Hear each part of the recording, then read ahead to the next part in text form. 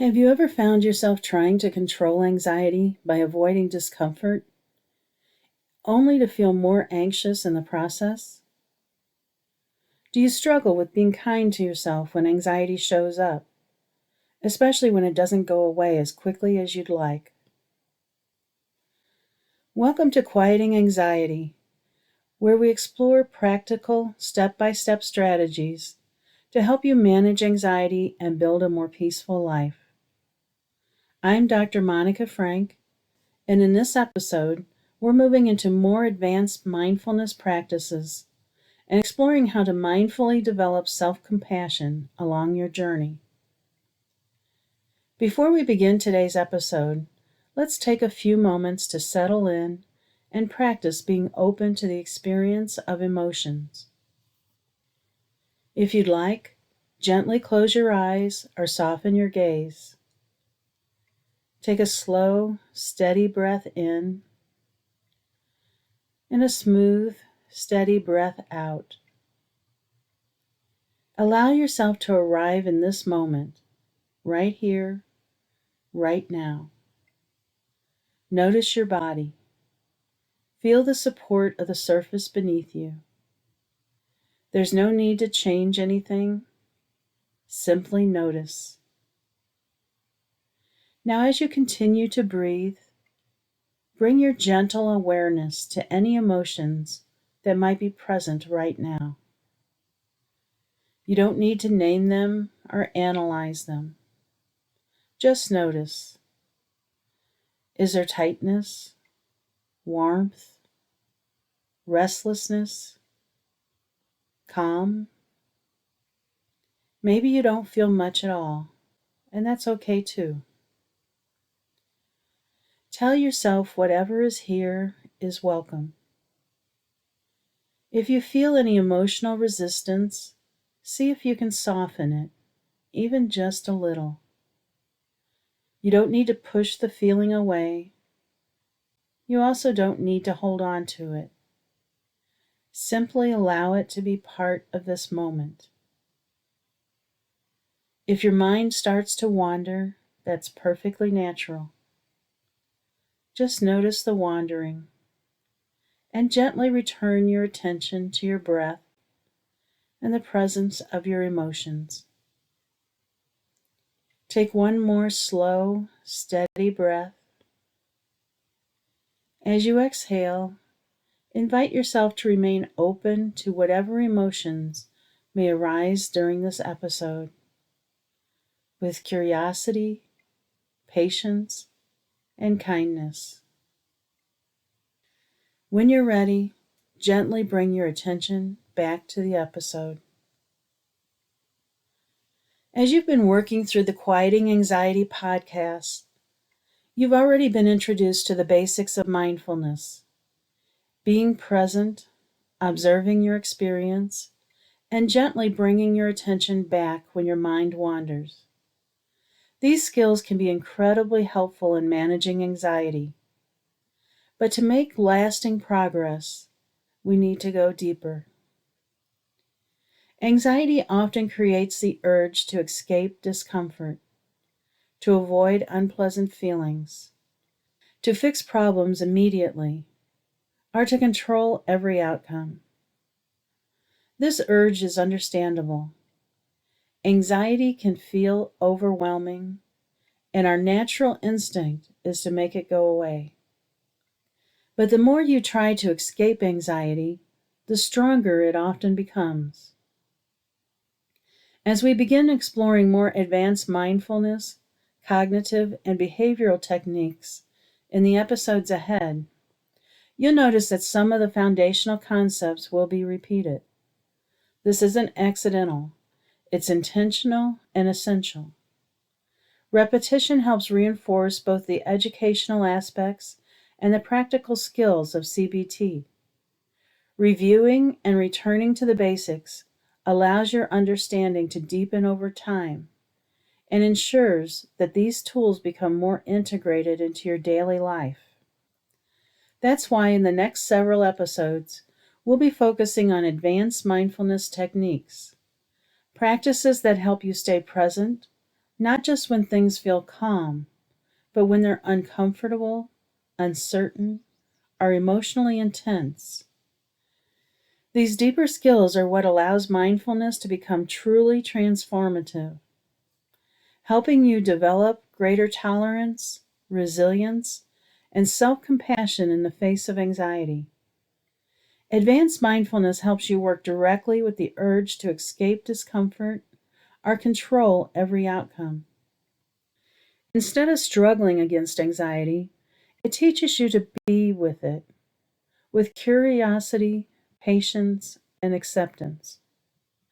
This is where real change happens, not by eliminating anxiety, but by learning to stay present with it and loosen its grip on your life. In this episode, we'll explore how to build that deeper level of mindfulness and how developing self-compassion plays a key role in managing anxiety more effectively. When people first begin practicing mindfulness, they often expect it to feel good, to bring calm, peace, or relief from anxiety.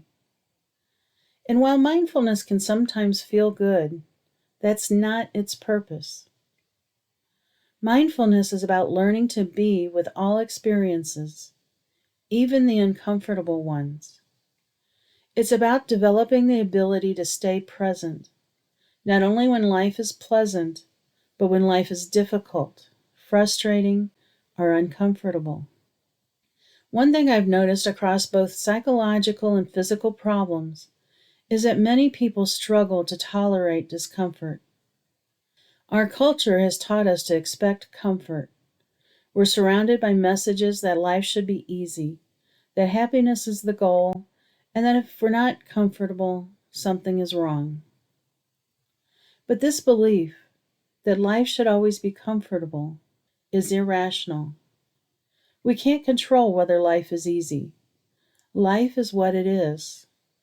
Whether life should be different is something for philosophical debate, but it doesn't help us cope with life as it is right now. When we expect life to be comfortable, we create additional suffering for ourselves. For example, a parent who can't tolerate their child's discomfort may avoid setting limits. In the short term, that seems easier. But in the long term, the child may suffer from not learning to manage frustration or failure. Or think about how people often chase comfort through alcohol, food, gambling, or shopping.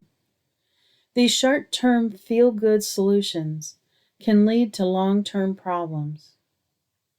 In contrast, things that truly help us grow often don't feel good right away. CBT is like that. The skills you've practiced, relaxation, cognitive restructuring, mindfulness, can bring long-term change, but they take time and effort. Advanced mindfulness is about learning to tolerate discomfort rather than immediately trying to escape it. Mindfulness helps shift how we think about discomfort. The more you can accept that you don't need to feel good all the time, the more likely you are to experience real contentment. It may sound strange, but when you stop chasing comfort, you can actually find it. For example, if you're outside on a hot day and you keep telling yourself, "This is miserable, I can't stand this heat," you amplify your discomfort. But if you simply observe the sensation of heat without judging it, you may find it's much more tolerable. It's just a sensation, nothing more. This practice isn't just useful for anxiety. It can help with chronic pain, health challenges, and everyday frustrations. Mindfulness teaches us to experience sensations without getting trapped in our thoughts about them. Another key part of advanced mindfulness is self-acceptance. Many people with anxiety are critical of themselves for having the disorder. They may also expect others to judge them or dismiss their experiences. Unfortunately, our culture sometimes reinforces these ideas, treating anxiety as weakness or as a failure to cope with normal life. But here's the truth: you can't control the attitudes of others. You can, however, change the attitude you have toward yourself. In fact, when you accept yourself, other people often respond to you differently. If you approach others apologetically about your anxiety, they may respond with dismissal or frustration. But when you speak with confidence and say, "I'm not comfortable with that," you're more likely to receive understanding. And if someone doesn't understand, that's their problem, not yours. Self-acceptance reduces anxiety because it removes an added layer of pressure. The more you believe that you must eliminate your anxiety to be acceptable, the more anxiety you will feel.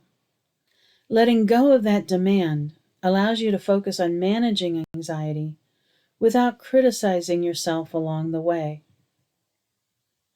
But self-acceptance isn't just about your thoughts. It's also about how you respond to the sensations in your body. Many people with anxiety become frustrated with their physical reactions: the racing heart, the sharpness of breath, the dizziness, the tightness in the chest. You might think, "Why is my body doing this to me?" and respond with fear, anger, or shame.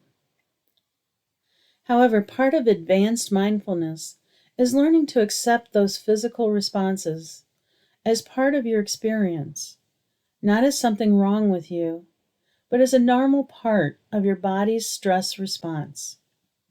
These sensations aren't signs of failure or danger. They're simply signals, messages from your nervous system that can be acknowledged without panic or judgment. This shift in perspective is essential for loosening the grip anxiety has on your life. And in an upcoming episode, we'll look more closely at how improving body awareness can help you better interpret these sensations, so they no longer feel so confusing or threatening. Today, take a moment to reflect on the mindfulness skills you've developed so far. Have you noticed a change in your ability to focus on your breath, even for just a few minutes at a time? Are you beginning to bring mindful awareness into simple, everyday activities like walking, eating, or washing dishes? By slowing down and paying attention to the sensations, sights, and sounds around you. Mindfulness isn't about doing it perfectly. It's about building the habit of returning your attention gently and without judgment. So as you reflect, don't ask, "Am I doing it right?" Ask instead, "Am I showing up for the practice with curiosity and patience?" Each small moment of mindful awareness adds to your ability to face anxiety with greater calm and clarity. To build self-compassion, it can be helpful to engage in specific practices that support this growth. It's one thing to understand the importance of being kind to yourself, but developing that kindness as an ongoing experience often requires deliberate effort. Just like any skill, self-acceptance deepens through practice. So let's look at a couple mindfulness-based approaches that can gently guide you toward greater compassion and emotional healing. One powerful method to develop self-acceptance is loving kindness meditation. This meditation comes from Buddhist psychology, but it isn't a religious practice. It's simply a method for creating greater inner peace and kindness toward yourself and others.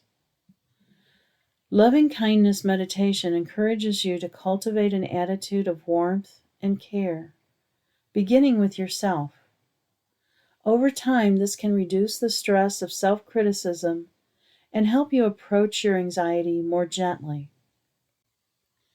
Another method is compassion meditation, which focuses on developing compassion for the suffering of others and in the process increasing compassion for yourself.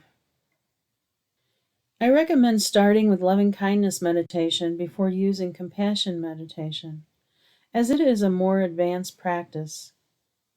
When using these meditations, remember, you don't need to force yourself to feel anything. Simply allow yourself to listen.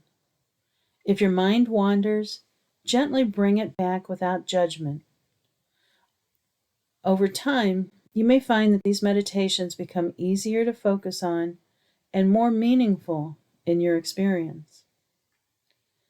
So as you move forward, remember that mindfulness is not about chasing comfort. It's about learning to sit with discomfort and letting go of the struggle to always feel good.